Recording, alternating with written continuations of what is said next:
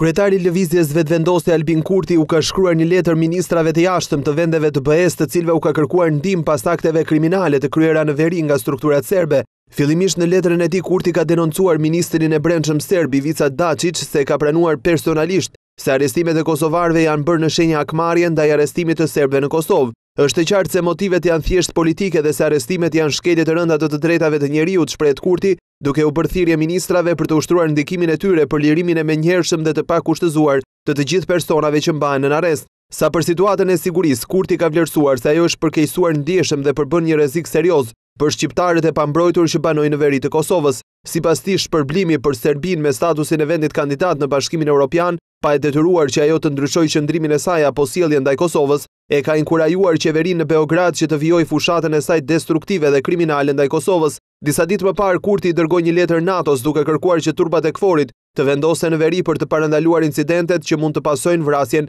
e Selver Haradinajt.